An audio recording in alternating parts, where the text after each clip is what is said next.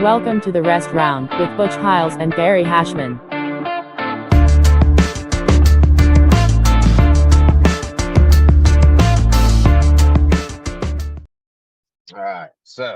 All right, we'll go ahead and get started. But guys, so this is a Rest Round with Butch Hiles and Gary Hashman.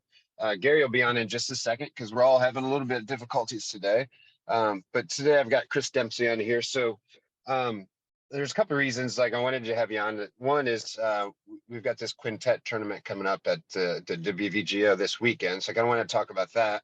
But then also just kind of wanted to get to meet you, and sounded like a good time to do it here, like on camera. That seems kind of weird, but we'll make it happen. So instead of like, it's the same thing. Why don't you go ahead and tell everybody a little bit of background on you, which again, like I said, we never met, so this will be good for me too. And then we'll get started from there. All right. I'm from Western PA. I played football, wrestled all through high school. Got a scholarship for wrestling at University of Pittsburgh at Johnstown. I know you guys are West Virginia. It's not Pitt, so don't worry. Yeah. But it's called wrestled there all 4 years. Met a guy's name's Carlton Hasselrig. He was a great wrestler, great athlete, great person too. He was 6-time national champ, 3 at Division II, 3 at Division I, and then he got drafted by the Steelers. Played for the Steelers for a while, and went to the Jets, bounced around, and then retired from football and started fighting MMA. So when I was a sophomore up there, he needed some practice partners, and so my coach asked me if I wanted to start working out with him, and so I started working out with him when I was in college, and then it kind of snowballed from there. And as soon as I got out, I started fighting, and about 2017 was kind of the end of my run fighting, and still wanted to compete. I still was only 29 or 30 at that point, and so I started getting into jiu-jitsu, and got to go against some of the really good guys, some of the best guys in the world, and got to go win a couple big tournaments, learn some lessons in some big tournaments, and also learn some lessons in some local matches too. And I'm just always just trying to push myself and see if I can compete against anybody out there, and just want to keep testing myself. Well, yeah. Now it's kind of good that you mentioned that wrestling stuff. We have like, I think it's a natural progression from wrestling to jiu-jitsu. I mean, do you agree? Yeah, definitely. I mean, we have a lot of guys who go directly from wrestling into MMA, and we have a few that'll go directly into jiu-jitsu. It's whether they want to get hit or not is what path they take. So there's nothing really professional as far as sports goes after college for wrestlers. So that MMA outlet is really what kind of drives them after they get out of school. And because jiu-jitsu is so closely related to wrestling, they really kind of filter towards that. Now, what do you think? Like, this kind of question I always wondered too. Why do you think, in general, why is it such a natural progression from wrestling to MMA? Because you would think I've never been punched, right? Like in general. Yeah.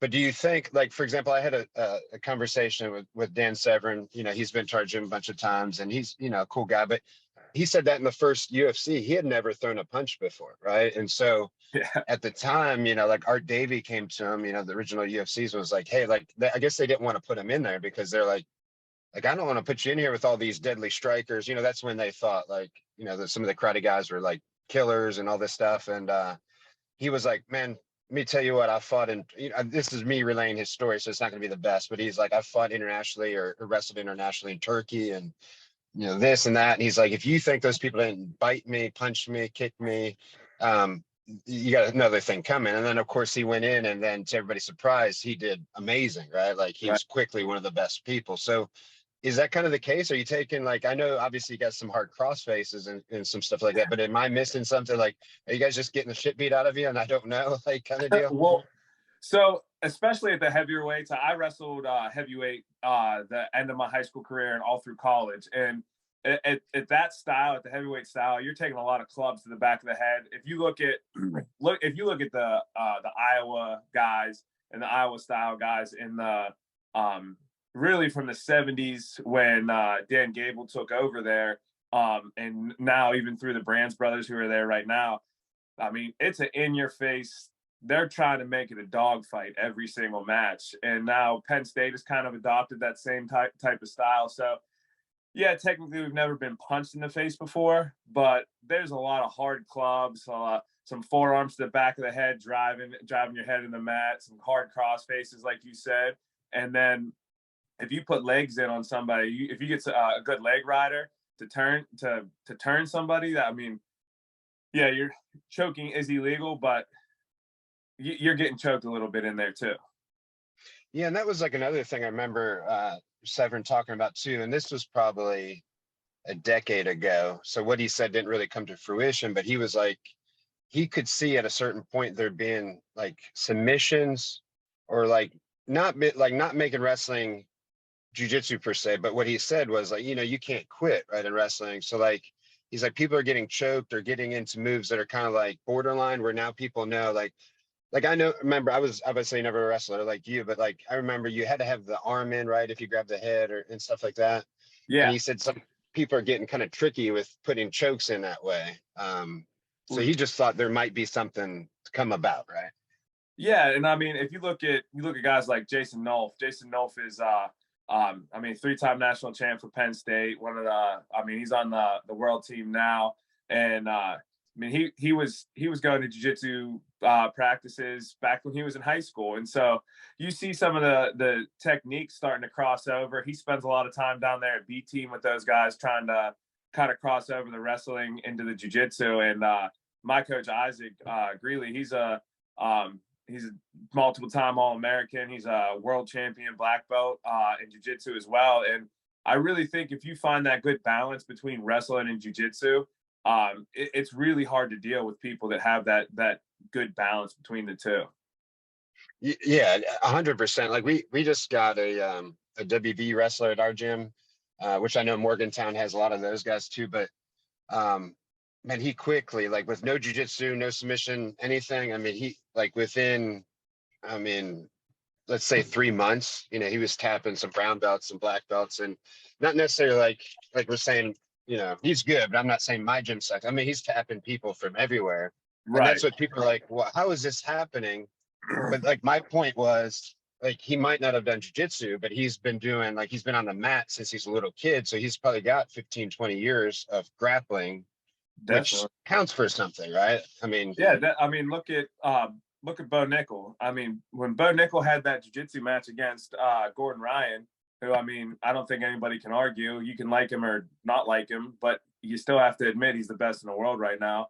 And Bo had a handful of jiu-jitsu practices, and he went out there and competed. Now, I know the rule set was a little bit different and things like that, but if you have less than 10 jiu-jitsu practices and you're going against somebody the best in the world, then, I mean, it really shows something out there. yeah. Now, how, like, speaking of that story that we just said, how fast did things start clicking for you? Was it pretty fast since you had a wrestling background, or? No, but that's just because I'm hard-headed. Yeah. Meaning like you didn't really want to change some things, or how was that going?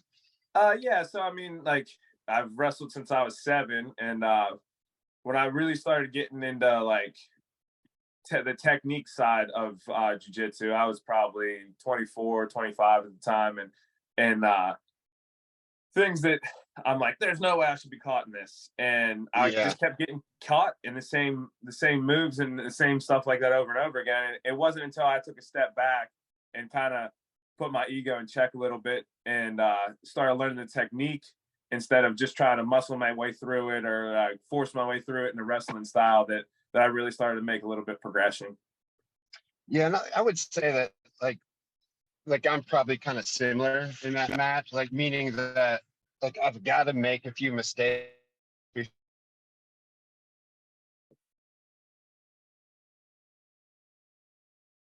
Blanked out on me. That's the way that I learn. Yeah, so I'm sorry, it's you like, blanked out on me there. Oh, that's okay. I was just saying, I'm not trying to say I'm dumb or nothing, but I need to like fail a few times to get the answer, right? Yeah, I'm the same way. I mean, I know there's some people who go out there and they can they can watch videos or see a technique, and they really break it down in their head before they go out and try to apply it. Where I'm the opposite. I need to go out there and fail at it 10 times and figure out my own body position until I get it. And I mean, you look at just school in general, and I mean, you have your hands-on learners, you have your learners who learn through books, things like that, and it's just different ways of learning for different people. And I think that's an advantage that we have at our gym, is like we have a wide array of coaches who all learn and teach in different ways. And I really think that helps out to have those different people and the different ways of teaching, so that it'll get through to everybody in some way or another. Yeah. Now, and what is the name of your gym? The Mat Factory. Mat Factory, which, I mean, so obviously I'm in West Virginia, but I've heard about you guys for a long time. Now there's other mat factories. That's like, right? Is there another one in Ohio? Are you guys all related? I'm thinking you're not, but. No, we're independent. We're loosely related to American Top Team. Okay. We get our black belt lineage from Baga. I don't even know if I know Baga's first name, but he's the owner of American Top Team and Davie and Weston. And you know, what's funny is, oddly enough, I've trained with him a few times. Really, I love him. He's an awesome guy. Yeah, and sorry, my phone's moving all around on me, but I'll get it fixed up. But yeah, like, and I was worried. I'll tell you the story too. Is like I went to train with him in Weston, and like I'd heard through the grapevine that like my coach Marcelo Montiero, like he didn't like him or something like that. So I was like, oh man, this might go pretty crappy, you know. And so like I kind of didn't say anything. I was just, my friend trained there, and I wanted to train there, but even when he found out, like he could not be like a nicer guy, you know, like the entire time. He was super, super cool.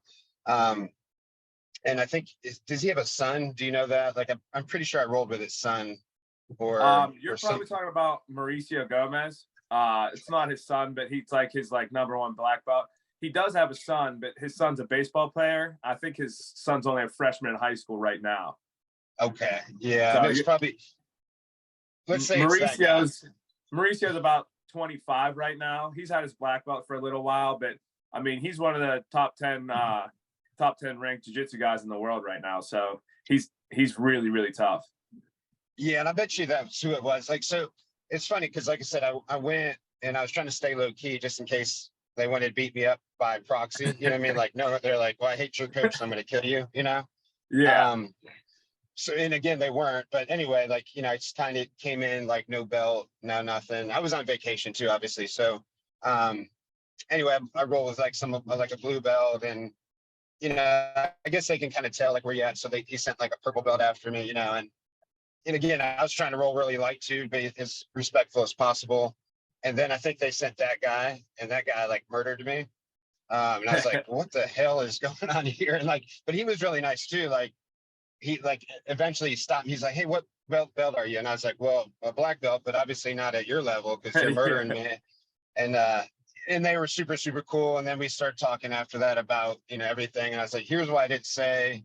And he's like, oh yeah, just because I don't like him doesn't mean I wouldn't like you. And I was like, well, you just never know, you know. And then, to be honest, like even afterwards, he like invited me to his house for a cookout, which I didn't go because I didn't know if he was really serious either. You know what I mean? So he kind of like, but immediately, I mean, it was like we were friends. Like he was like, yeah, come to my house. I'll cook you some Brazilian sausage, if you know what I mean. You know, then he grabbed his balls and, you know, like did some funny stuff. But I remember him to that day. Like he was, I mean, it couldn't have been a better experience, because anytime you go to another gym, you just like, you never know, you know, how people are going to be or what it's going to be like. And so I thought that was awesome. Are you the enemy or not?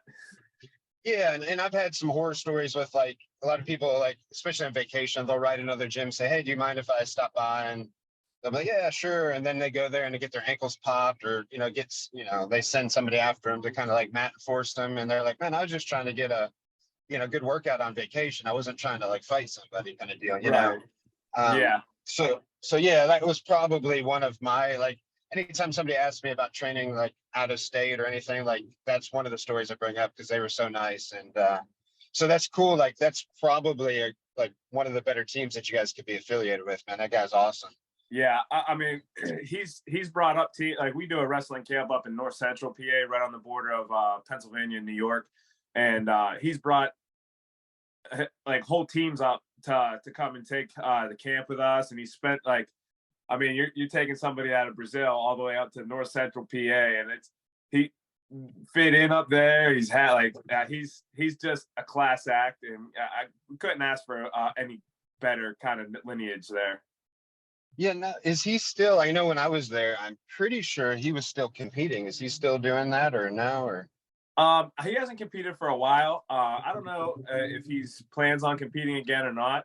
I think he's a little bit banged up right now, but I don't know if he's going to get back into the competition or not. I know his son is doing phenomenal at baseball right now, and like I said, I think he's a freshman in high school, so I think he's focusing on that and making sure that he can get to the places he needs to go. well, awesome. What? Let me ask you about. So let's get to the meat of things, and then sorry if people are watching me like try to do this and drive. I apologize. It's really like super weird, but it just happened that way. I've had it. So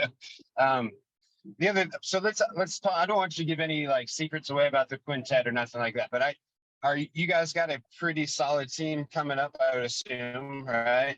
Yeah, I mean, I mean, you're not going to say our team sucks.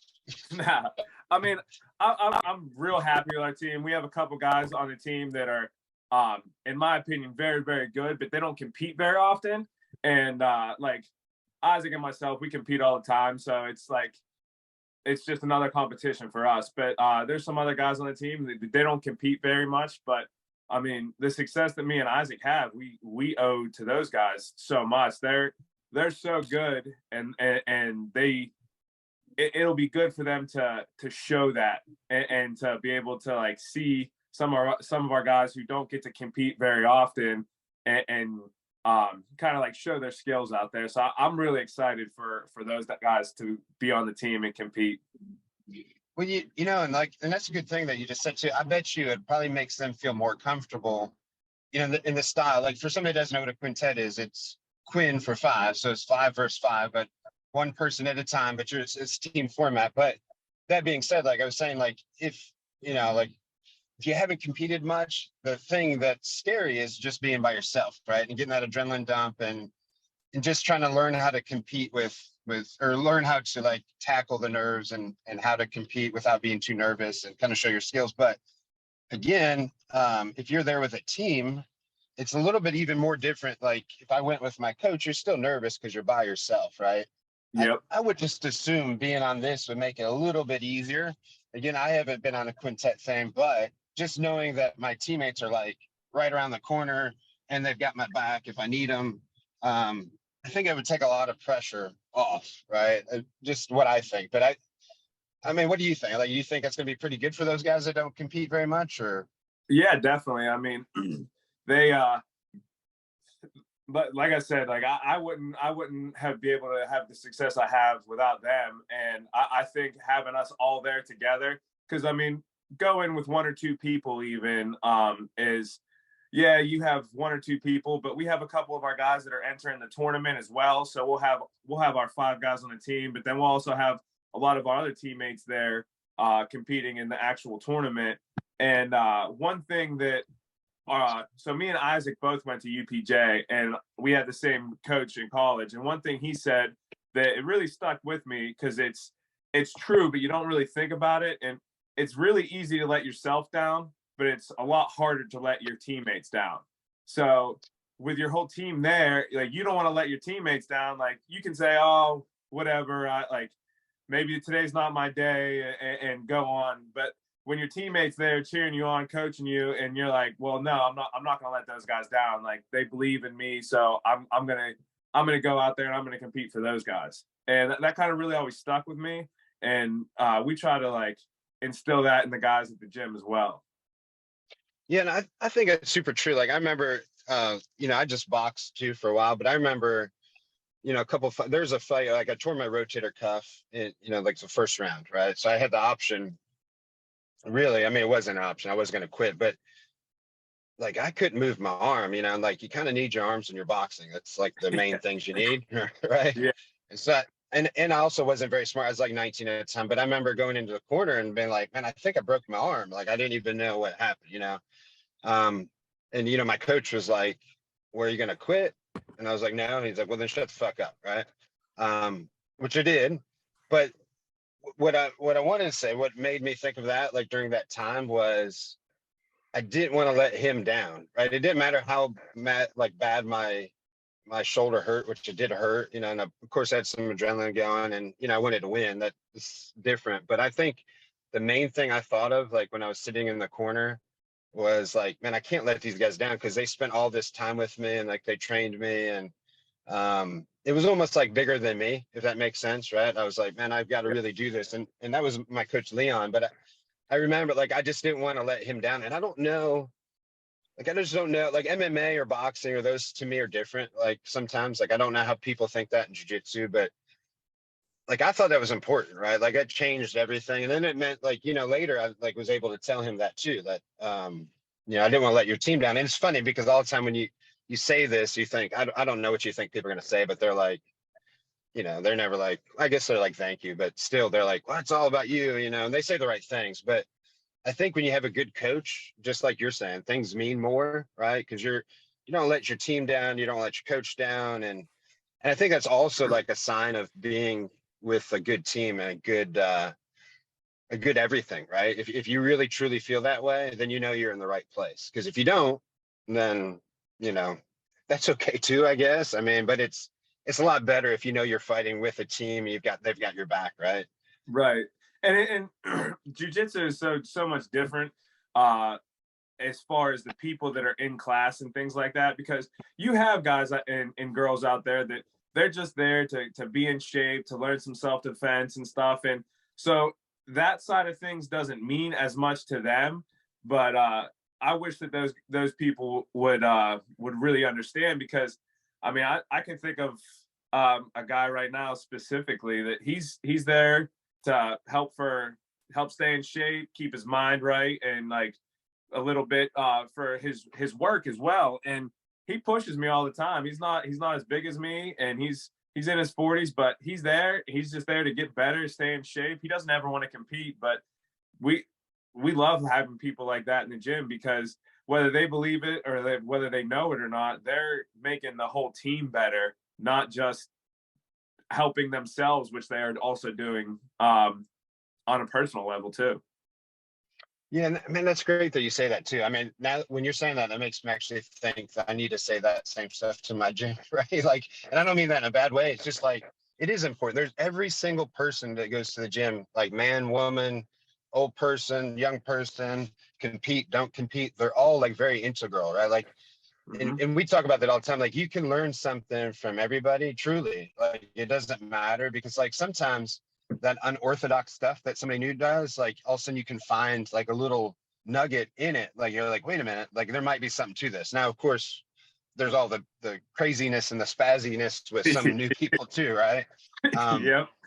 but every now and then something comes out of that, or it could even be something you did because of that person, right? Like, and then you're learning more about yourself. But everybody's important. And then like, just like you see, like all of that, it builds you. Like if you're training with somebody, that time, on the mat or wherever it is like so important. Like I don't care the skill level that you've been like when I started doing jiu-jitsu was in the late 90s. So there really wasn't anybody. And then of course, like if I'm training people, because in the 90s there wasn't like gyms, right? So it's like that I was super important. It's just like I'd grab a group of guys and train them. So of course I'd have a little bit extra time than they did, but it didn't matter. I could always put myself in bad positions and those guys would always help me. And Mm-hmm. and then ultimately, like who I am today is because of every single person that I trained with, right? And then I would still say like who I am today, like if it's not as good as I want to be, it's still on me. It's not the other people, right? Like I could have did more with those people. Right. And even to that point, sometimes I look back at some people that had things to offer that I didn't take advantage of, meaning that maybe they came to the gym for jiu-jitsu, but they were a judo player.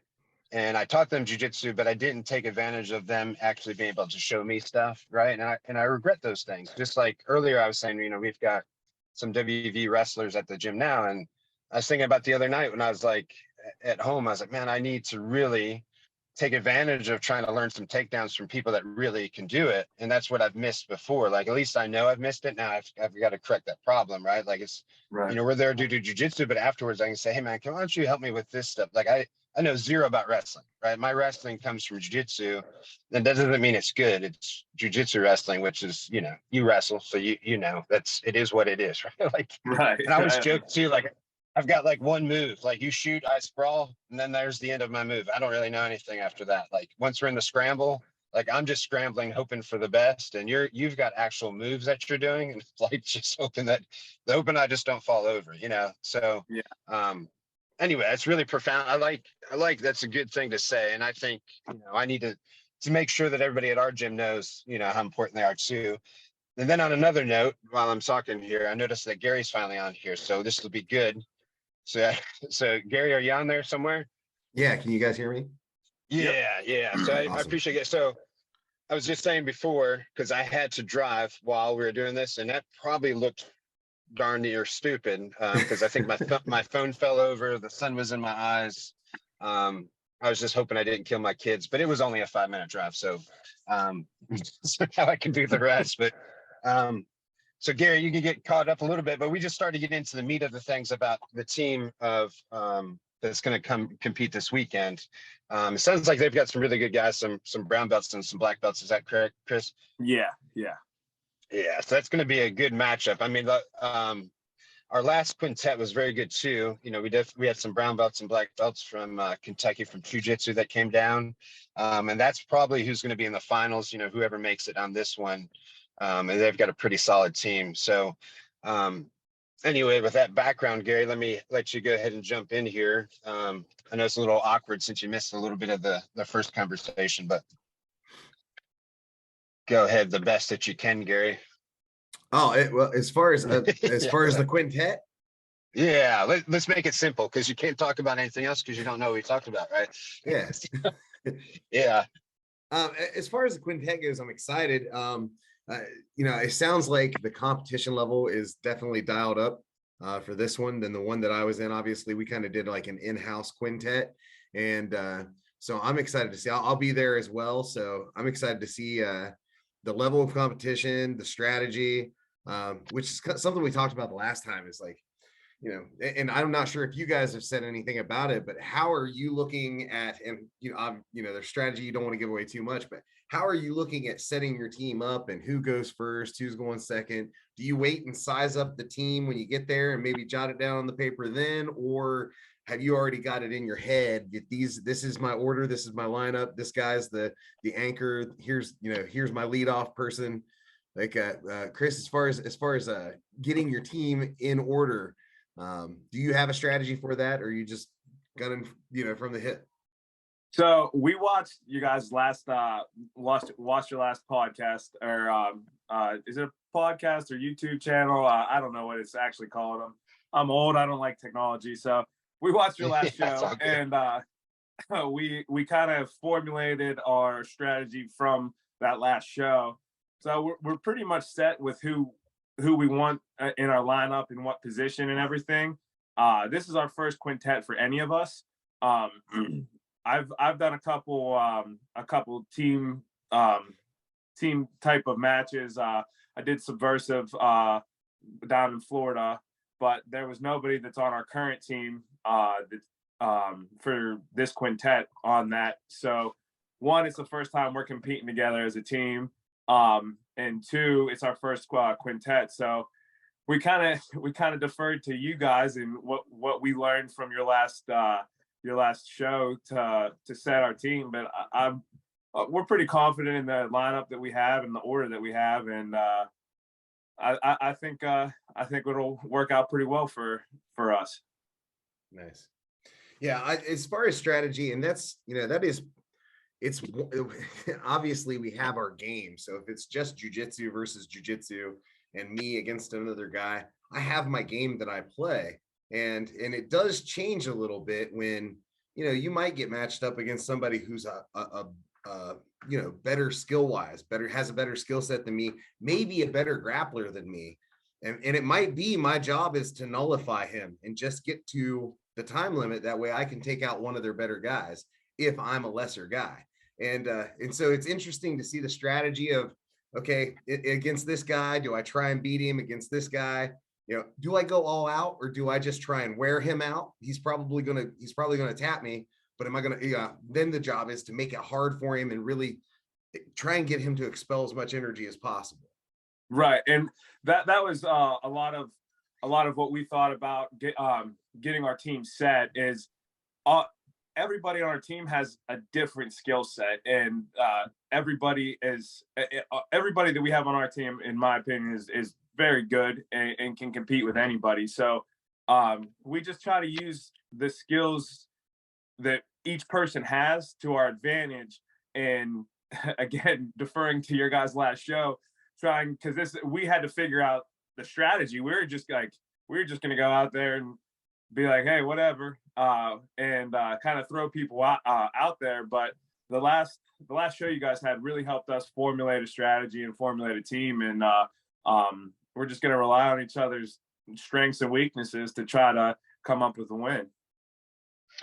And I'm glad you said that too, because that's really why we did that show, is because the first one, I don't know if anybody had a strategy. You know what I'm saying? Like, we watched them come in, and it was like, you know, maybe they did, but I'm pretty sure they didn't. And so we were like, we need to kind of talk about this. So just to help people, right? Like, meaning like, you know, and they did fine. Everybody came out, but there was even, and some of it was our fault too, is that, you know, we didn't have strict rules on the first part because we thought everybody knew what was going on, right? And so, like, for example, 2 people matched up, and then one guy was like, well, I don't want to go with that person. So then they switched it, right? When that's not really allowed, Right. But it was like in the middle thing, I was like, all right, so we got to make sure that's clear, that doesn't happen anymore. And it wasn't for like bad reasons too. It was just, you know, they didn't know you could do that. You know what I mean? Like, that you couldn't do that. So yeah, and then the other thing, I was like, I don't know, you know, again, Gary had he had the pleasure of being in a quintet before, and they had they were smart enough to all kind of talk about it beforehand and build a strategy. So we knew that from his initial quintet versus the one that we saw. And that's why we were like, man, maybe you should put something together, one, to gain interest, but also I think strategy is the fun part. That's the part I like about jiu-jitsu, is like, as you know, Joe Rogan always says, it's a thing of human chess, really, with dire consequences. That's more for MMA, but jiu-jitsu is human chess, especially when you get better. It's a beautiful thing. It's truly the art of trying to trick somebody, trying to set up a trap, trying to do some things. And then now you're in a quintet, which, even if you're playing a game of basketball, like, it's not 5 versus 5 of 5 guys just shooting random balls, right? Like, there's a defensive strategy involved. There's an offensive strategy involved. You're setting up plays. You've got to kind of like, are you a fast break team? Are you a half court team? You know, blah, blah, blah. So I wanted to make sure, and we all did, we wanted to make sure people started thinking of the quintet like that. And then that, to me, is where some of the beauty could come in play, because it's like, okay, do we send some, like, you know, a so-called lesser guy versus this guy and wear them out? Or do we send somebody, just like Gary said, to like nullify a person? Or do we send our best person right at the beginning? And there's really not a wrong answer, as long as your strategy is working, right? Like, we can all have a different strategy, but it has to be the best one. So therefore, you know, your team can be the quote unquote Phil Jackson of the quintet, right? So, and I think that's cool, because even at that, you know, after you guys do this one, let's say that you win, then the next one would come up, and then you may have a different, you're gonna learn some from this one, you know, and then you'd be like, okay, like, that kind of worked, or I didn't like how this worked, and try something different. So to me, that's kind of exciting. You know, I've been running jiu-jitsu tournaments since the 2000s, like early 2000s. So this is something new and exciting for me to watch too. And it's just different. You know, we've done super fights a million times, and, you know, I still love to watch you guys compete and watch that. But I think, to me at least, this is something new and exciting. And, you know, hopefully, you know, you guys are just excited, and it'll be something really cool. And I look forward to the finals too, when that happens.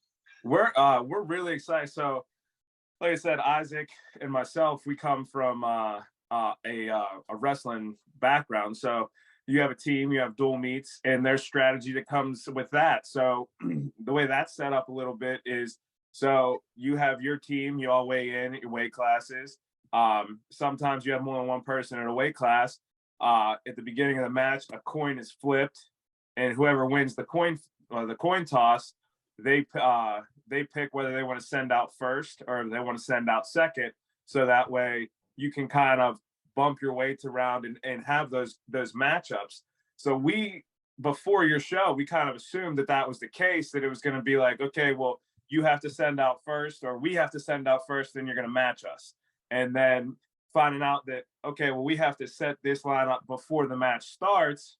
And then the other part that we weren't familiar with, we didn't realize that if you won, you stayed in. Yeah. So yeah. that also changed the game up a little bit. So all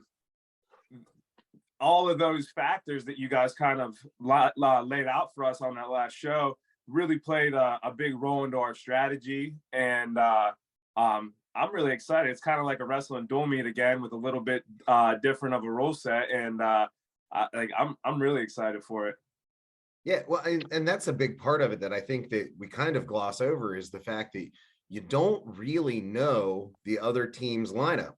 So you are setting a lineup blind of what the other team is doing. So, the other team might be bringing their big boy first. And if they've got a guy that's 220 and you've got somebody on your team that's, $140, $150, and he's going out, you got an 80-pound disadvantage there. And so you almost, you have to change strategy, maybe possibly live as it's happening, like once, because you find out when you get there. Yeah. And that played a role too. I mean, because you have it, like you guys were saying. So if you have somebody who is a 140-pound blue belt, who's just a tough 140-pound blue belt, and you send your best guy out there against that guy, and he goes to a draw, both guys are out, then if you really want to be honest about it, the team with the 140-pound blue belt, they kind of won that match if you really want to break it down. Yeah, and I know some teams like that. We had a team compete there, and there's a guy that's just tough to beat. You know what I mean? And I know he was on the other team, and I know that team really well. And like, I knew when I saw them come out, like, he doesn't do anything dynamic offensively, but that's kind of how he wins a lot. It's because like he'll just kind of like wade through the submissions, right? And people kind of wear themselves out trying to beat him. And typically his matches go the distance. So if it's a straight jiu-jitsu tournament, like a lot of times he wins on points or something like that. But in a quintet, like, it's good and bad, because he's like, man, he's pretty good, but he's just not going to submit people, right? So it's right. Like, if I was that team, I'd be like, I know what this guy's going to do. And you kind of like, unfortunately, can't really like say, well, we need you to go against this guy, because it's, again, the kind of lineup that you're putting in there. But I would use that guy for the same thing. Like, I would hope I might put him in at the beginning and just say, hey, man, like, why don't you just, I know you're going to stall out. It's probably going to be a draw. So let's just take this guy out immediately. And now it's 4-on-4, right? So you kind of the next 4. But then again, I don't know if that's the greatest strategy either, because you can almost throw that guy in at the end and you know that he's going to stall somebody out at the end too. So maybe if there's a guy in there that's already defeating everybody, that might be the guy to put in there. And that's, again, that kind of goes, like, you get, people just have to know their team better than I do, right? Like, it's kind of cool to like guess, but until you see it in action, that's where it really matters. And, it's just, that's what I'm saying. It's kind of interesting. I think the other interesting part is kind of having to do it ahead of time without knowing. That makes it a little bit harder. And the reason is kind of the same reason, like I said, like the last one, that people are switching up, saying, no, you match up better with this guy. Like, there is some value into that in a way, but it also kind of, like, the way these run, it's a little bit different, right? Like, it's not always the best. Not exactly like wrestling. I think it's kind of the fun of it is kind of getting surprised a little bit and saying, let's see who the king of the mountain is. I know, like, if I remember correctly, Gary, how many like in your quintet, were you in there like 3 straight matches, or?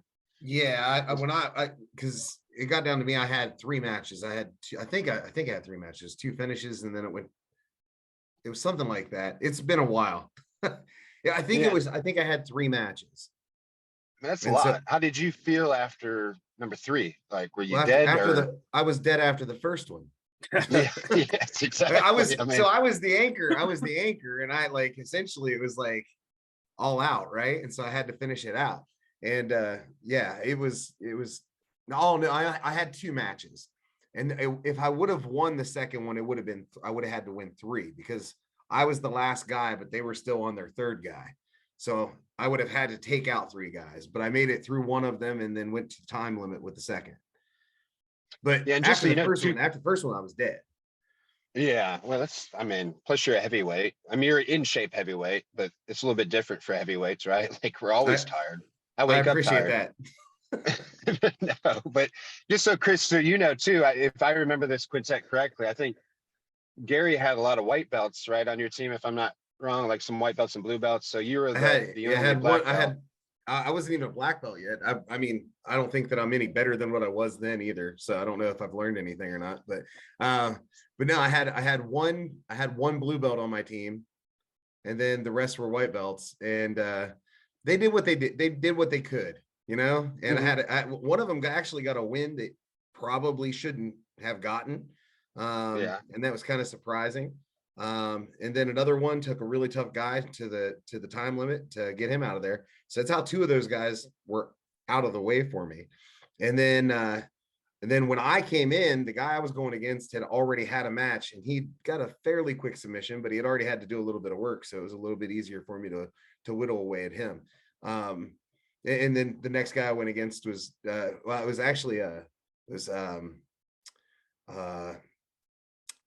rolls with Zach. And his name's skipping me right now. Zach Wilds.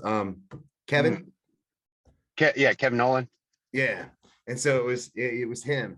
Was it him? I think it was him. Yeah. Well, he's a brown belt, or was a brown belt at that time. Yeah, probably, right? I'm pretty sure it was him that I was rolling with. And it was a great match. And I think I got a takedown, pretty good takedown. And not that he wasn't playing strategy or this wasn't but as I was attacking, he just kind of turtled up because he knew if it went to the time limit, they still had a guy left. That means they win because I was the last guy on my team. So that's where that strategy comes into play is, you know, if your team has an extra guy and they're on their last guy, you can kind of stall out and still get the victory. So that's solid kind of what point. So that's kind of what happened. Like, you know, in others, if it was more even in other circumstances, maybe you don't try and stall out there. Maybe you try and go for the win. Especially if you're the last guy, you don't have a choice. And so as I was attacking, I knew I was going for like a mounted armbar or something. And as I went for it, he kind of came up in my guard, and then he was in my guard for the rest of the match and wouldn't let me have my hips, didn't give me any angles, and just kind of waited it out. You know, Herb Dean wasn't there to stand it back up. So no, but that's a good point. Now that you mentioned that too, like that, I forgot. Like if you're down, right, and you know they got one left, all you do is just survive. And yeah, that's, I mean, again, to use the same basketball analogy, that would just be like stalling the timeout. If you know you're up by 5 points at the end and you're just passing the ball around, right? And unfortunately, in jiu-jitsu, it's not like they can foul you and you shoot foul shots. You are just screwed, right? Like it's just kind of rough, and there's no way to get around that. I mean, that's actually a very good strategy. I think. So Chris, if you hadn't have thought that one, because I hadn't not have thought of that one too. So like that's pretty good information there, actually. Now that I'm thinking about it. So yeah, there's a lot of stuff involved, which is again why I think this is fun. You know, I'm kind of excited to see it too, and it's coming up fast.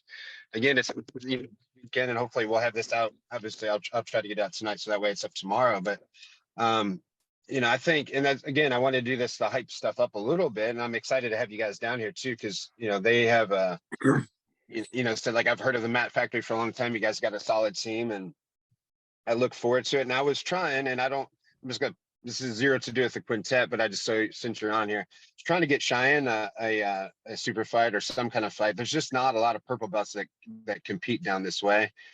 For females, right? It's pretty tough. It's even a lot of times on blue belt girls. There's just not a lot of females at blue belt that at least come to this tournament. It's not, it just is what it is. But I'm trying. You know, we'll see. I'll let you guys know before then. If I can, I can. It would be good just to have another thing. You know. Yeah, for sure.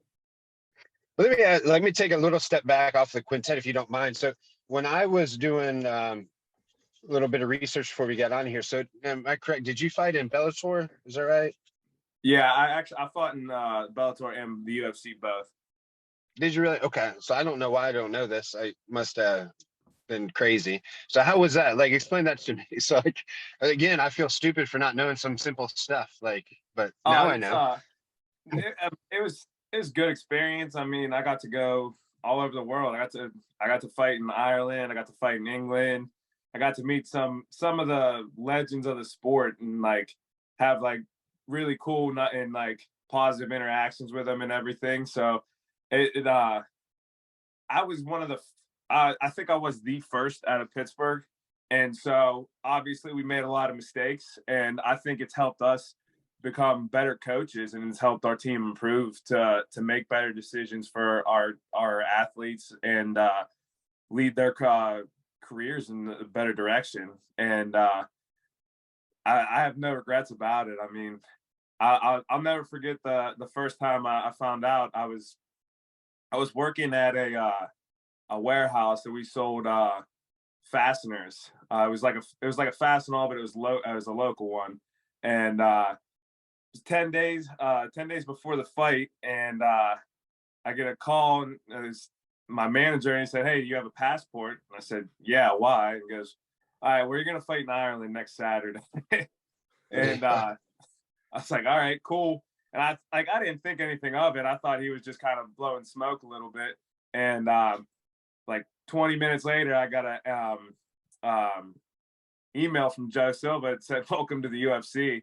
And I went in my boss's office, and I was like, "Hey, I'm gonna have to leave work, and I won't be back for like 3 weeks." And he kind of looked Yeah. at me and laughed.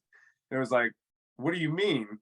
I said, "Well, I'm gonna go fight in Ireland for the UFC." And he was like, "You're messing with me." I said, "Nope." And I showed him the email, and they hired me because they were one of my sponsors. So they were really cool about it, and they're like, "All right, well, see you in 3 weeks." And so got out Yeah. all the paperwork together and just got everything together, went over there, fought and lost and moved on. How was the Ireland experience? Like, if I think, I mean, of course, because of Conor McGregor, it looks so amazing, right? Like the fans look crazy, everything looks crazy. Were they pretty wild when you're out there, or? Yeah, they were. So that was when it was Conor McGregor's first main event. He fought what's that guy's name? Diego Brandao.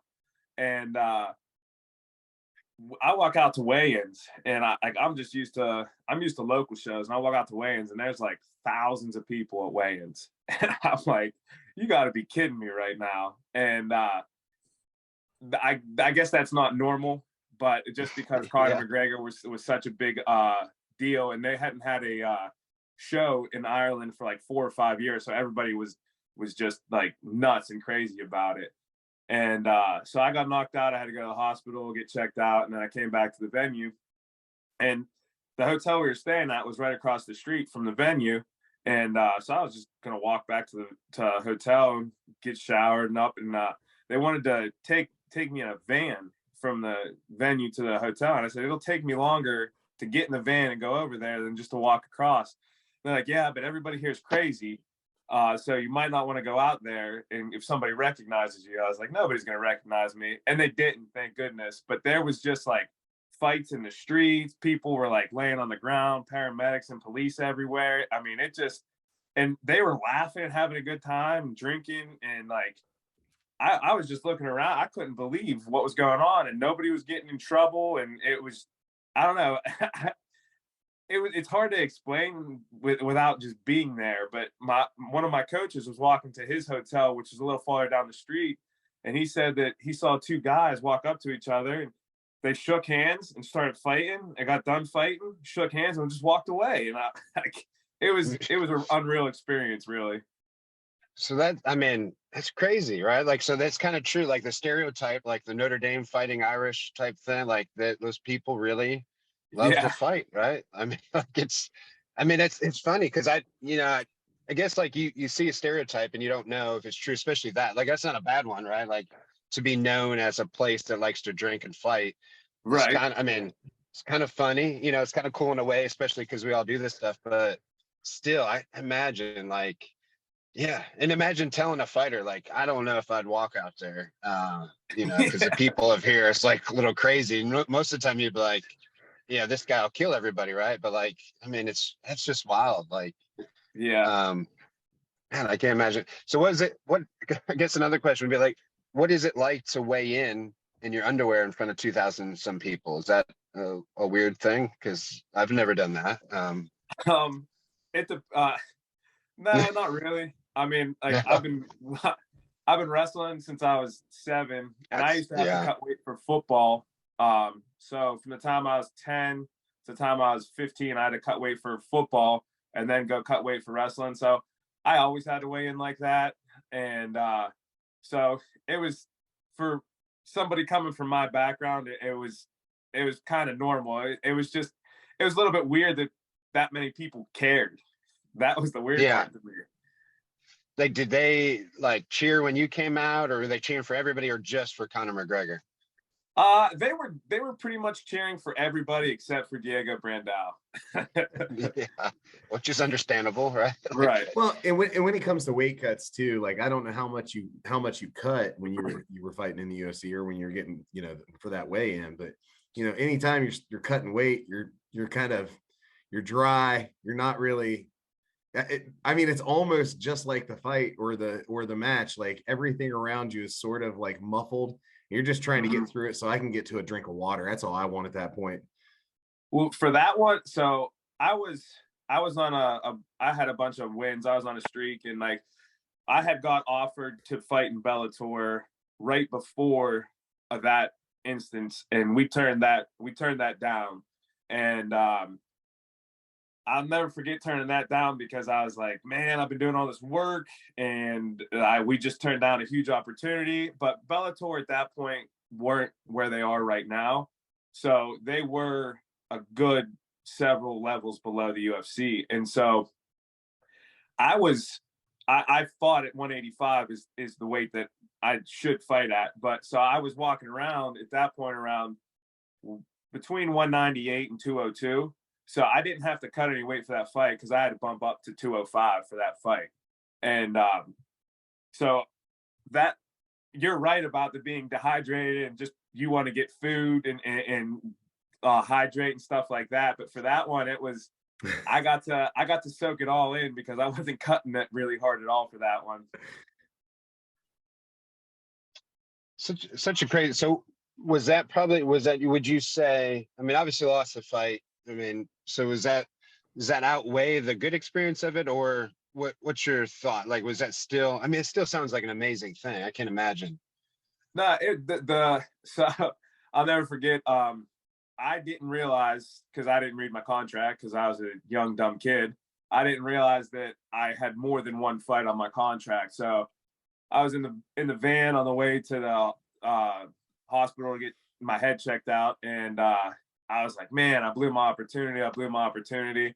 And Isaac punches me in the chest and was like, you got 3 more fights, shut up. And so like it kind of turned the whole course of the like event around, because I thought I blew my chance when really like that fight was against Alir Latifi, who lost a split decision against Derek Lewis. And so that it still was a good experience, and he was nothing but respectful after the fight. And they even came back in the locker room and checked on me and made sure I was okay. So overall, it was a great experience. And everybody there was, everybody with the exception of Conor McGregor there was a class act. So What was he not? Like, you'd think that'd be the place he would be good to go. no, he was not. He That's not good. he what you see is what you get. Like what you see on the TV is what you get with him. Like there's right after weigh-ins, when like at the point where everybody's cut, like real cut out, sucked out, and they put us in this room, and it's just the fighters. The corners aren't even allowed in the room. And Dana White comes out and he talks to all of us. They don't want anybody in the room except for the fighters. There's a couple UFC staff members, but that's it. So Conor McGregor had started talking trash to Diego Brandao in the back after we're all getting hydrated.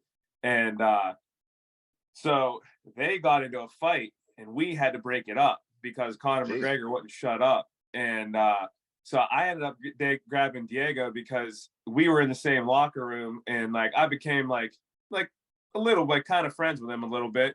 So I grabbed him to like calm him down. And I turned around and like Latifi had grabbed Conor McGregor, and we turned around and it's me and him who are fighting each other the next day, and we're trying to break up this fight, and we're just like, man, this is an awkward situation that didn't need to happen just because he couldn't shut his mouth. Yeah, that's wild. I mean, that's why so are you, does that make you not a fan of Conor McGregor, or are you indifferent? I'm not a fan. Not at Clearly. That's what I figured. So, that's the thing. Like, I don't mind, like, being involved in that situation would change your mind. But like, I was at randomly, not because like I was in a conference in Vegas, and so I ended up being at the fight with Jose Aldo. And I will say, like, that environment kind of changed me as far like, so going into that fight, like, for everybody that loved Conor McGregor, I was like, man, he's gonna get murdered. Like, you gotta understand, Aldo is like the shit. There's nothing he can't do, right? Right. And so then I obviously had to eat crow, because I was telling everybody, like, I was like, bet the house on Aldo. Like, you guys don't even know. And then 12 seconds later is over. But in a weird way, that kind of made me a fan too. And not, the fight was one thing, but the other thing that so awesome to me was just like the crowd was filled with people from Ireland. And I was just like amazed that a person could do that. And then you're right too, like they were rowdy the whole weekend. I was there for a medical conference, but when we would go into MGM or wherever it was at, it's freaking Irish people everywhere, like, and crazy, like chanting, and like Yep. you just felt like at any second things could go south, and probably it was a good thing that Conor won, because like, 80% of the crowd was from Ireland. I mean, like another story too, there was like a bunch of Irish people in front of us. I mean, we're surrounded by them, but specifically probably 10 to 12 that were in a group. And it was funny because, one of the guys just started smoking a cigarette, like just randomly. We're like pretty high up in the stands. And then my friend's wife was like pissed because like the smoke was coming in her face. So she yelled at her husband, which, he's pretty tough, but, he's sitting beside me, and he like grabs the guy by the shoulder, and I'm thinking, oh, great. Like, it's going to be us versus all of Ireland, And then luckily the guy was pretty cool, like, he was like, hey man, you can't smoke indoors, man. It's you're in America, you can't do that, and the guy's like, I'm so sorry. He was drunk. Like, so he's like, I'm sorry. But then like 20 minutes later, he did it again. And then like that time was worse, because then my friend's wife literally smacked the guy on the back of the head. So I was like, oh, this is going to be terrible. Right. And then, then my friend's a little bit more aggressive, because he has to be, that, and he grabs the guy and is like, can't do that. And again, the guy was super cool. Like, he's like, I'm so sorry, blah, blah, blah. But I really do think that the fact that Conor McGregor won solved everything, because that's all I was thinking at the end was, all right, I know they said it was cool, but as soon as this is over, like, I'm going to be ready, because they're all coming after us, and then I think everybody's cheering so much because that 12 seconds was so crazy. Like, that same group was like hugging us. I still didn't trust them. I was like, Right.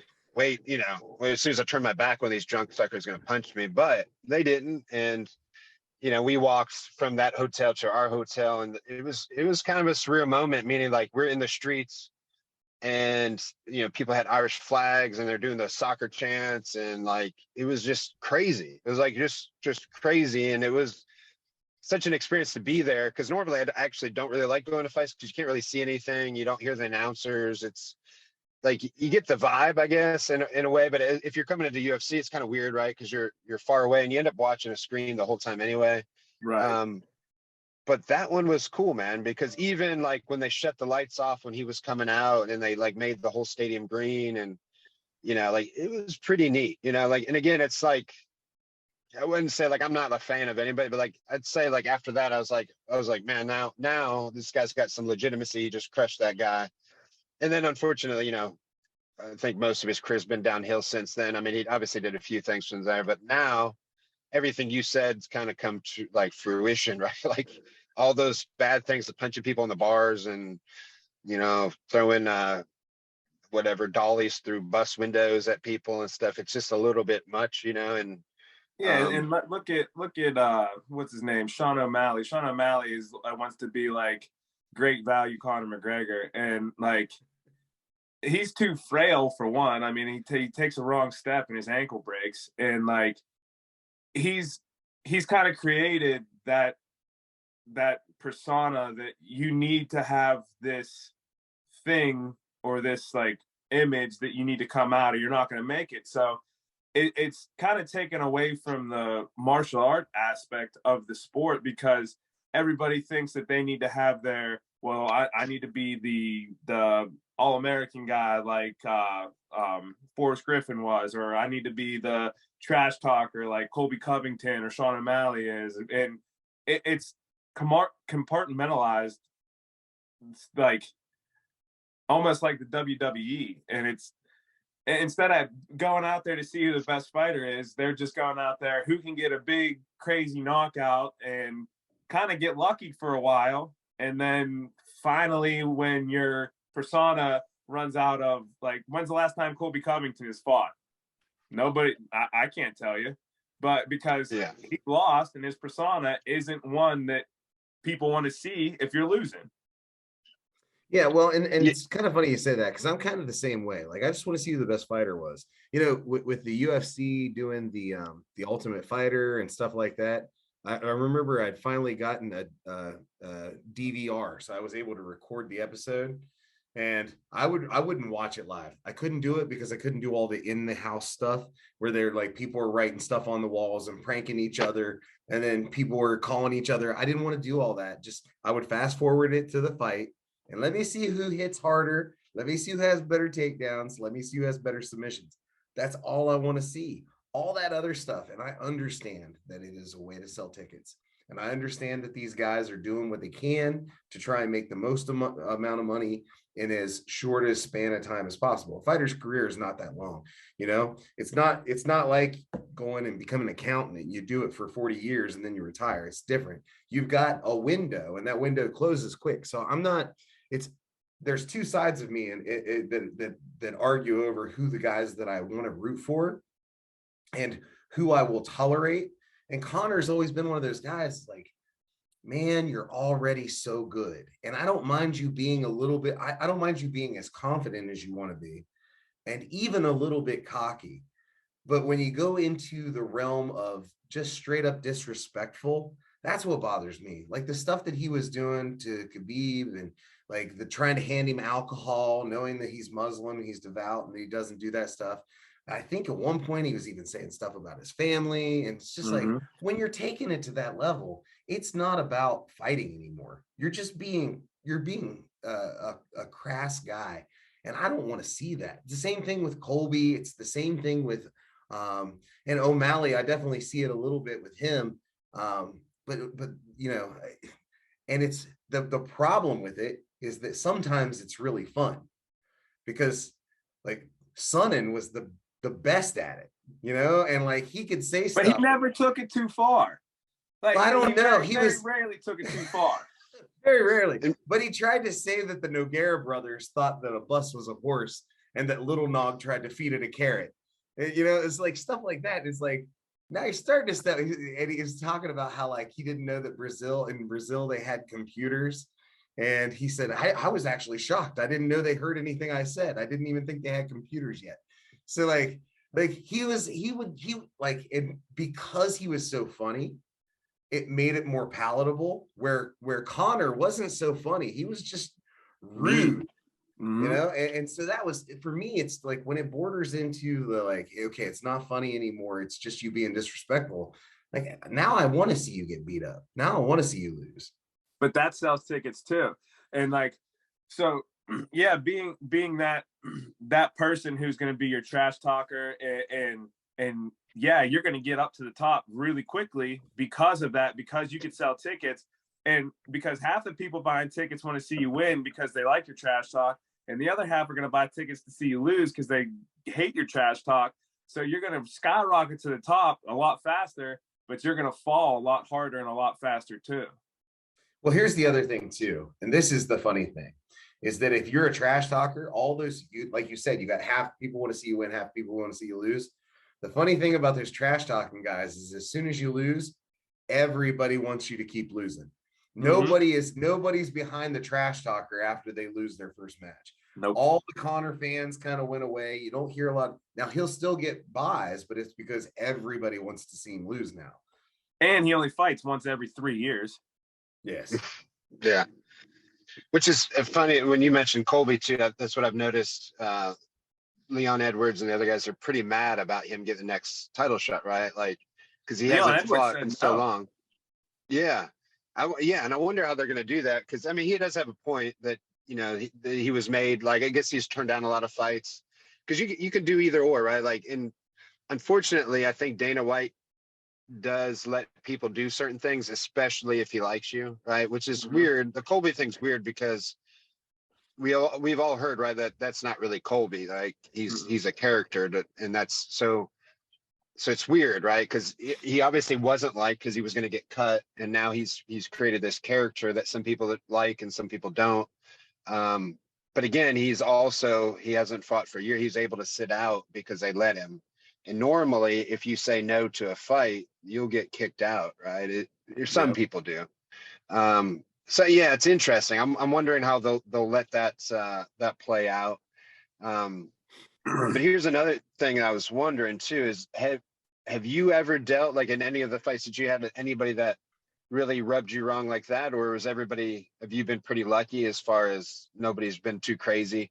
Because maybe, like, I would almost argue this is like a new thing, right? Like, at least with the trash talking, like, you've always had guys that got in your face or pushed you during a weigh-in or did something to try to get a little bit. That's as far as they took it. And a lot of times that stuff was planned anyway. You know, like, I remember we had an MMA fight, and I'll just tell you a little story. And, like, I don't even think my fighter knows it, but I'd paid the other fighter that he was fighting against to push him. I gave him like $20. I said, "Hey man, go push this guy." And he's like, "Why?" I was like, it'd just be fun. You know, it wasn't, and I was in control of the weigh-ins and everything, but I knew, like, it was multiple things. I knew it'd pump everybody up, but I knew if it made my fighter guy mad, that, you know, it would amp him up for it. So everything was perfect for the thing.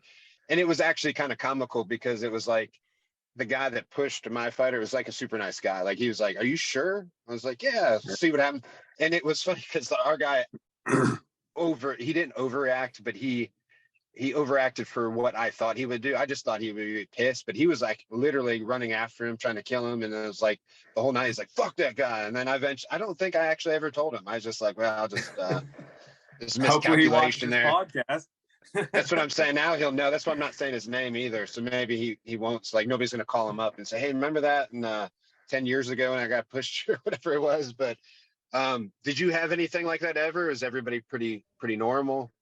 Not in the UFC. When I fought in London, the guy pushed me. He was in his hometown and stuff, but I was laughing about it. I look at it as, I'm going to fight you tomorrow anyway. So why am I going to get in trouble fighting you today at weigh-ins when you're literally locked in a cage with me? You have nowhere to go. Like, I'm going to get to fight you. So the only time I was fighting on a local show, and the guy probably got the better of me in the first round on the feet, and then I subbed him in the second round and won.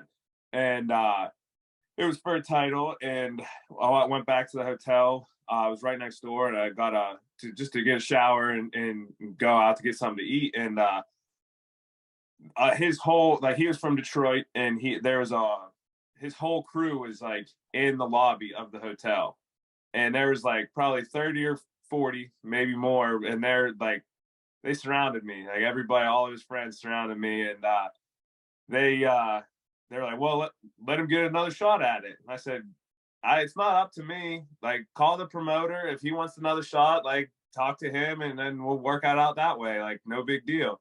And then they started flashing some guns and stuff, and I was like, "Yeah, it's time for me to get out of here." And I just got out of there as fast as I could. Yeah, that's a little extreme. What do you say? That's Yeah, that was the worst post-fight experience I had. Yeah, whatever happened to that guy? I feel like anybody like that's not going to last. That's going to fizzle out, right? I don't think anything ever really came to his career. I never heard of him again, to be honest with you. Yeah. And I was thinking back to, I can remember a couple of things. I used to manage some fighters. I remember a couple similar things, nothing with like guns, but I remember like a couple of times, like almost same situation, like the lobby. They're like, man, I wouldn't go down there. Although, that guy's team's down there. And I'm like, well, who cares? Like, right. Like, but and that's the sad thing. Cause in general, I was telling somebody this the other day, and I don't want to piss people off, but I find that more like, oddly enough, in boxing, like anytime I've been, and I used to box, anytime I'm in, like, it's a different attitude. I don't know why. And like, I used to always say that maybe it's because of the martial arts aspect of what we do, right? But that's not always the case, because it's like, I mean, we say that it's the martial arts, but it's like, if somebody's doing no gi or just, had a wrestling background, it's not like they're really in martial arts, kind of deal.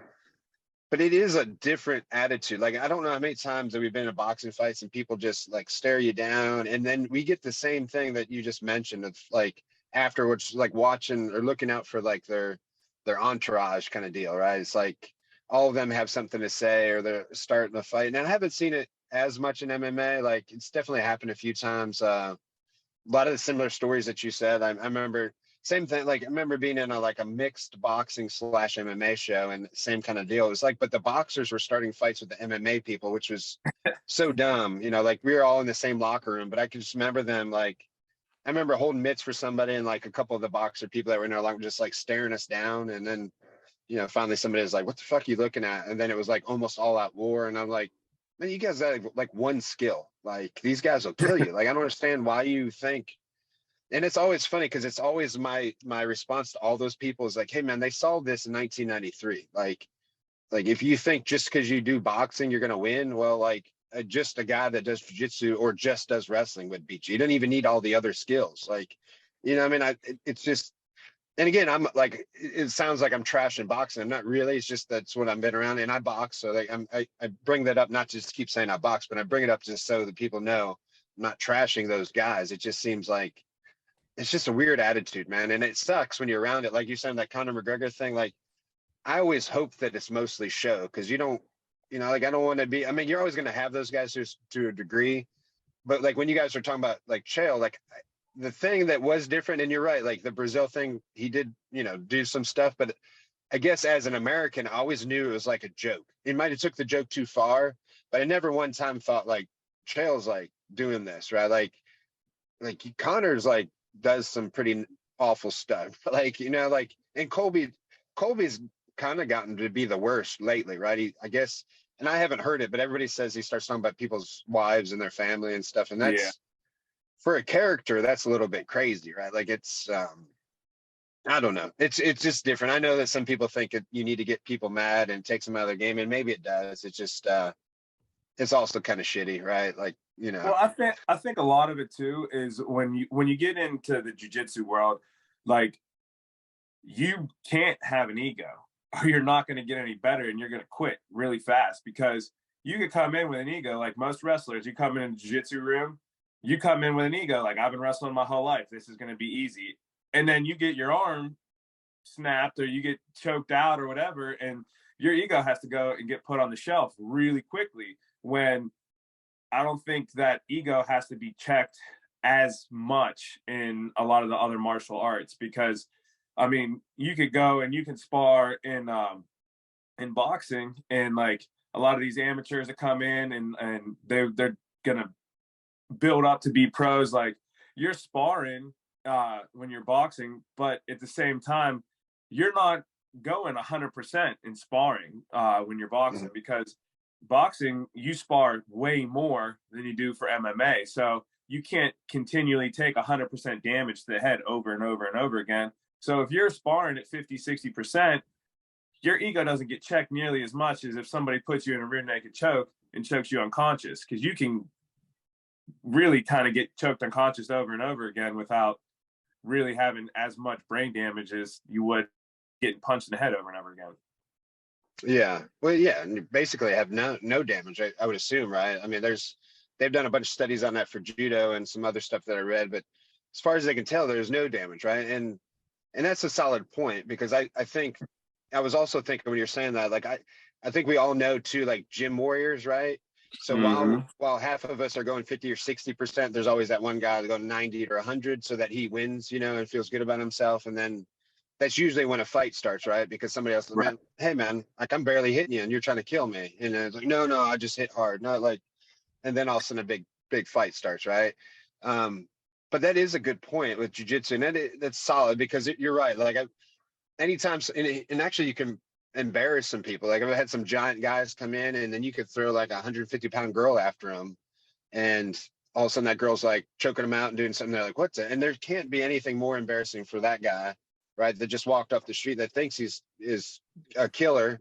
And then some little person's just wrecking them, right? And like in my experience, anytime we've done at that gym, sadly, those people barely come back. Like you would think, like we've talked about it before, like if I went to a gym and a female or, 150-pound person just wrecked me, like I'd be like, man, I need to learn that. That's weird, right? Like I would have the different thing where those guys are like, well, I'm never going back. Fuck that Right. shit. Like, and you're like, what do you mean? Like, I think you need to solve that puzzle, And like, not to get like off topic of this, but if you really look at anything in our society, everything is driven by ego. I mean, everybody wants a Bentley or wants a nice house or wants an expensive watch. Like, what do you need that for? You don't really need that, but you want everybody to think you're cool when you have it. So it's very hard for the general population to put their ego in check and to go in there and get tapped out and try to get better. So I think that the people who do succeed in jiu-jitsu and the people who make it to black belt and things like that are the ones who are able to really pull back on that ego. And I think it makes them better people overall, to be honest with you. Well, how do you guys, it sounds like when we talk, like you guys have a great attitude, especially, like I said earlier, we're giving everybody credit at the gym, which I think is awesome. So how are you guys keeping your hobbyists satisfied and engaged, and how are you guys separating your hobbyists from, guys that you that have fought? And obviously you have a good level head on yourself, but we always talk about it on here, like, in my gym, I've had fighters and have not had fighters, right? And it's good, and it's always because eventually the guys are getting ready for a fight, like the other people are just bodies. So even if they think they're being pretty nice, like just like tapping some or just being a little rough with some people, like it'll turn people off. Like I've had people come to me and to be sad, and these are like upper 40s or 50-year-old men, and they're like, man, like that guy killed me. Like I don't feel like I'm getting better. It's like really, it goes to what you just said. It actually destroys their ego because they don't understand, like they're not 18 anymore either, and that 18-year-old just wrecked them, and they're like, maybe I should just quit. Like, I'm not going to ever be good. And it's like, no, like that's not what's happening here. It's just, you're going at a different level than this guy. And it's also hard to say, well, you're never going to be this guy anymore. Like you're not 18 anymore. Like, so how do you guys handle that? Or do you have separate classes or I mean, we have what else is going on there?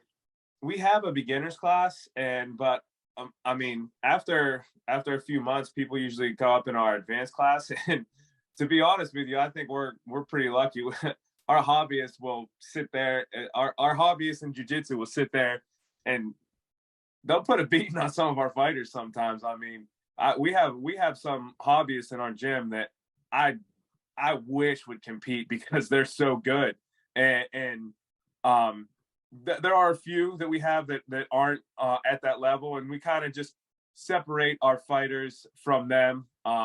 We have so many people that are in our gym that are quote unquote hobbyists that they work out with our fighters. They're pushing our fighters. I mean, that same guy I was telling you pushed me. I mean, I've watched him go and take fighters his own size and just crumple them up, choke them out. I mean, I think we're very lucky because our hobbyists aren't regular hobbyists. They could compete really at a high level, I think. Well, and I was going to say, piggybacking off of that, I think what it is like, and Butch, you even said it maybe without saying it, but it's opportunities for success, and making sure that they have that available to them. Somebody who's new, especially at smaller schools or whatever, it's hard to see your growth. You want to, I mean, nobody wants to do something that they don't feel like they're getting good at, like if I come in every day and, I expect to suck for a little bit, right? I expect to suck for a while, but if I come in, 3-4 times a week and it's been 6 months and I've not tapped anybody, I'm gonna feel pretty shitty about myself. And though that was my experience where I came in for 6 months and it felt like I wasn't learning anything, I try and give them opportunities for success, whether it be even on me, like I'll let them get into a really good position and then we can have a talk afterwards about about the position, or hey, do you remember 3 months ago when you did this and you didn't have the hip dexterity to move, you didn't have to think about it this time, you just went straight into an arm bar, you just went straight into a triangle choke. And so as a coach, the opportunities to praise them for the things that they're doing good, or make sure that you, like, if you see them doing something, to bring it up, to mention it, because those are going to be the things that keep them wanting to come back. It's just like anything, not to equate it to dogs, right? But like if you want your dog to do something, then give him a treat when he does it, right? So you say sit and he sits, then you give him a treat. People are the same way, man. If I do something good and people are like, Gary, you did a good job, it makes me happy. I feel good about myself. Hey, I'm not a complete and total idiot. I'm going to try and do that thing again. That way they say the nice thing again to me, and that'll make me feel better about myself. So it's just opportunities for success. Well, yeah, and I think to kind of go on that too is that I've heard a lot of good stuff about Chris's gym at Matt Factory, and I think actually one time, well, maybe not on here, but Chris, do you know Lee Keaton at all? Yeah, I believe so. Yeah. Yeah. So anyway, like one time I had, he's everybody in West Virginia loves that guy. He trains at Ground Zero Morgantown, and anyway, I was asking a couple of friends of mine were in Pittsburgh looking for a place to train, and I had asked him, and I think number one was your gym. He's like, man, that's where I go if I want good rolls, and that's where everything should go, or where everybody should go, number one. And then I don't think the people that I had there ended up couldn't train anyway because they're busy, but I just remember that because I trust his judgment. And if somebody from another gym saying that means that they go to your gym and they feel welcomed and they're learning stuff and it's another great place. And to me, exactly, like as soon as I heard that, I was like, all right, man, that means that all these people are like us. Like I trust him. And obviously it's, it's another weird thing too. Kind of has zero to do with that, but it just popped in my head. Oddly enough, I've seen pictures of you doing stuff for a long time. I don't know why. I think just you pop up on my Facebooks for some reason. So like, it's funny because I've known you longer than I've known you without ever actually talking to you. I think I've seen you on vacation or stuff with Cheyenne too, because I think she's in on my stuff. So it's kind of cool to connect with you, and like, but again, it's also cool that we have another great place to recommend people to. And I really look forward to this weekend, to bring it back home, is that it's going to be exciting to watch people compete. And that's kind of one of the reasons, I do these tournaments. I've done these tournaments since literally, I think 2002 is when we started. But selfishly, it's awesome for me because I don't have to go anywhere and I get to see awesome jiu-jitsu right in front of me. So I'm excited that such a good team's coming. And I've been telling everybody else too, not that the team that you guys are going to is going to be great too, but it's like, I just get really excited to watch stuff. And then hopefully this is another avenue where I get to learn some stuff. So like if I'm watching you guys or anybody else out there there's usually a trend. Like I remember being at a tournament in Ohio, let's say 10 years ago, and almost everybody's doing rubber guard, right? So that was like the trend, right? And then all of a sudden you don't see it no more. And then, another tournament, one time I was at the Arnold's probably 20 years ago, and then half guard was a big deal. And it's kind of neat how you can kind of see the little trends, and that's kind of where it helps me to know at our gym what we should be focusing on. Cause like, again, like if you guys go in there, somebody else goes in there and all of a sudden you're doing all these moves, I'm like, hey man, this is what everybody's doing right now. We need to make sure we're on the cutting edge like everybody else. Right. And every gym has their own, like, kind of like their own like style or the thing that they're really good at. So that's one thing that, like, going down here for us can compete against a whole new set of people that we've never seen before, never experienced before. Is okay, so what's their style going to be like? How are we going to have to adapt to their style? And like, are they going to be able to adapt to our style? So I love cross training in general, because it doesn't matter where you're at. Somebody's going to tell you or show you, even if something you've seen before, it's going to be presented to you in a different way. And I think it's just another great experience and another great way to keep learning and keep evolving as a martial artist. Yeah, well, this is gonna be exciting, man. I appreciate you guys doing this, and I think both of you have a hard out probably in 5 minutes, so we'll wrap it up because I think Gary, I know Chris, you got to go to training here soon. Gary, I don't know what the heck you're doing over there. You just come on this podcast late. So I drove back from Florida, and so I sorry I was a little bit late, but yeah, we got some family time that I got to catch up with because I haven't seen the kids for a bit. So well, I guess that's a solid excuse. Somebody drove back from Florida and then really made this podcast. So that's pretty awesome. So that's impressive.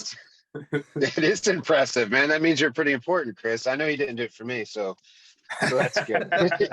Yeah. So good. Well, I'll let you guys go, man. I appreciate it.